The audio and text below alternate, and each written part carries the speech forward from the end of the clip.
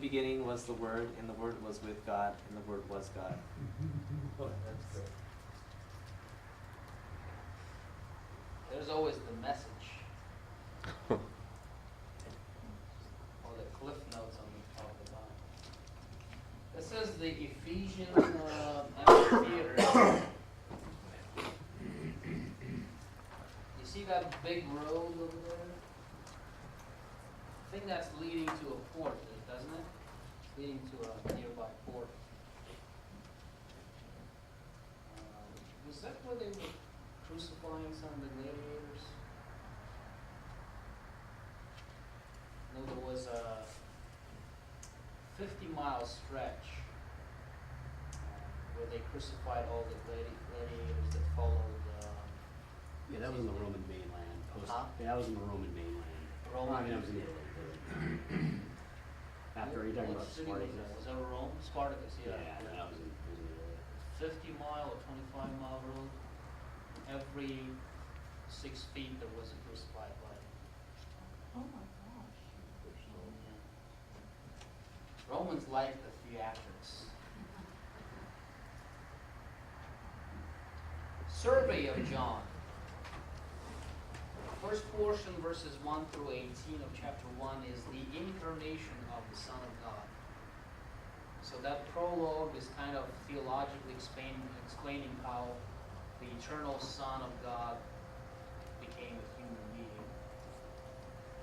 Then there is a presentation of the Son of God, chapters 1, verse 19 through 4, verse 54. Third part is the opposition to the Son of God, chapter 5, verses 1 through 12. Actually, verse 1 through chapter 12, verse 50.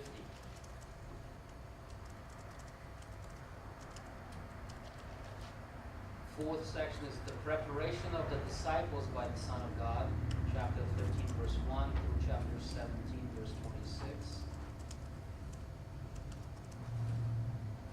And the crucifixion and resurrection of the Son of God, chapter 18, verse 1 through chapter 21, verse 25. As you could see by these divisions, probably the chapters could be divided slightly differently. There's a whole theory on the verse division of the Bible. The scientific theory states that the monk was riding a donkey with a scroll in his hand, and whenever donkey stumbled on the rock, the monk marked the beginning of a new verse. So that's how the verses came to us through the biblical times. That's a scientific explanation. Probably true. Probably true then, because some of the chapter breaks just don't make sense. And that's the library of Ephesus. Probably Fiji knows more about it. Have you seen that before? It kind of resembles the ruins of the Petra, although in Jordan, although in Petra these columns are carved into the rock, these are kind of built out of the rock. Of course, this library was destroyed, probably by Muslim raiders, who actually were administering security at the port of Ephesus at the time. And carried out their responsibility. Let me guess, you're part of the 65% that doesn't approve of what you I am part of the Savage Nation Yeah. audience. Okay, moving on. Well, since you didn't care about the quiz for next week, Yeah, come on, let's do it. I'll do it. I'll do it. They get extra credit. Yeah. Yeah. I like extra credit. I want to extra credit. Do it now. I'll do it. Alrighty. Extra credit. Hello, Mr. Auditor. Yeah, that's it.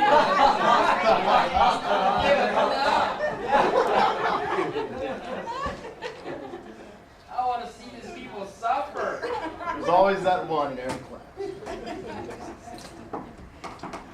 Okay, now is the time for your groups to get together together and not to pack up and leave. Yes. That's a good summary right there. Come on.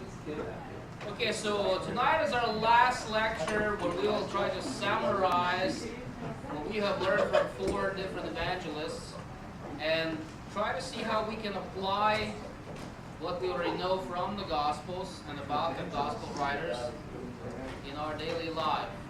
Ooh. If we told me that a few years ago, I could have put that on the form. It says, you know, how applicable was this to your life? Well, afterthought is always, you know. Never mind. So, if we look at how Christ is portrayed in all 4 Gospels, we can see that Matthew is portraying Christ as prophesied king, Mark as obedient servant, Luke as perfect man, and John as son of God. We could also see Luke as the son of man, just perfect man.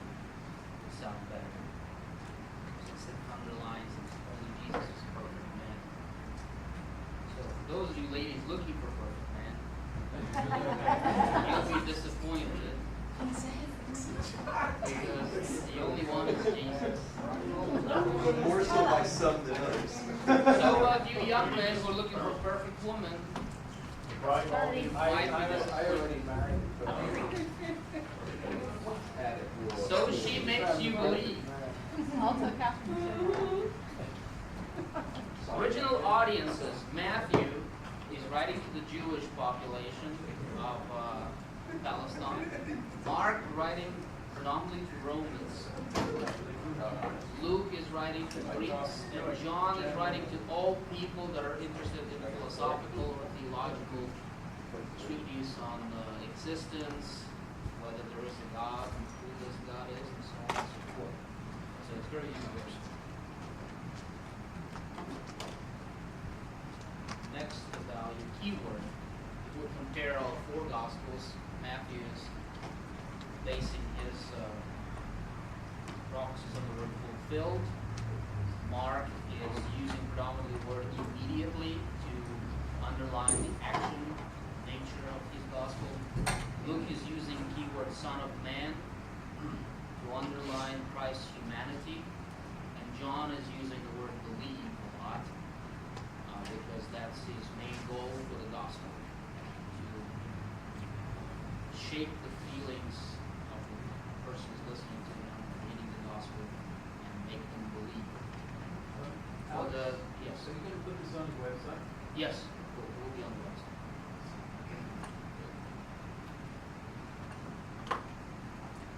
Key verses, we already went through those. They're in your PowerPoint presentations from the previous classes. However, Matthew 21:5, Mark 10:45, Luke 19:10, and John 20:31.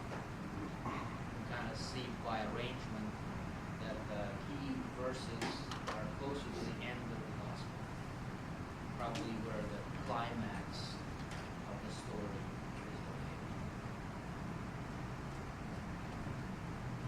Outstanding features in corresponding gospels. Matthew is famous for his sermons.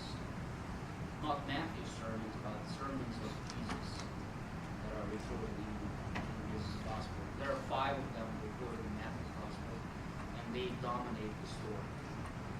Mark is famous for the miracles of Jesus because it's an action-packed gospel. Miracles were very important. Luke is filled with parables. That's what Greeks valued the most. Wisdom stories, parables, wisdom sayings, and so on. And John is filled with allegories. It's kind of a mystic story. Allegory is actually a story that has something else in mind. Spiritual story behind it. Some spiritual value. What else? Arrangements of the material. You know, Matthew is predominantly topical, it's not chronological, although there is a genealogy. Mark is trying to be chronological, but it's very short and brief. Luke is chronological, very precise, well-researched. John is again topical. So if you want somebody to know chronologically about Christ's ministry, probably Mark and Luke would be a good place to start reading the New Testament. If you want them just to know the main points, and say if this person is straight to the point kind of person, you know, they want to know just facts. I don't want to know all the other stories.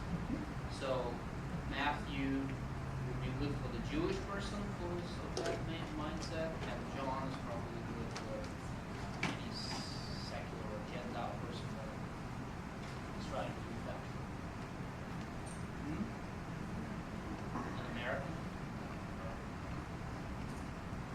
Tone of the book. Matthew is very prophetic. Mark is very practical. Luke is very historical, and John is very spiritual. And you would find that people find one of these more appealing to them than the others. It just depends on the upbringing, background, tendencies, learning abilities. You know, some people are more mathematical than social science-oriented people or liberal arts-oriented people are less mathematical people. Or somebody who likes history, doesn't like math, will probably incline to Luke. Somebody that doesn't really like nitty-gritty theological statements, probably not like John much. But that's why there's so much variety, because we can know about Christ from many different perspectives. Percent spoken by Christ in the gospel. Matthew is probably the highest. 60% of the words in Matthew are in red in some Bibles. In Mark it's 42%. Why do you think in Mark it's 42%? Because it's action. Spoken, huh? But also what else? Because it's action. It's action, yeah. So, like when Arnold Schwarzenegger is playing in Terminator, he speaks very briefly or very few words. But there's a lot of action going on. Same in, yeah, or I'll be back. Hasta la vista. So, and for Romans, if you are trying to portray a good servant or a slave, the less you speak, the more you work. So I don't want to hear anything out of you. I just want to see you work. You know, that sometimes happens in my job place, your job place. Your supervisors want to see you work. They don't care about small talk much. So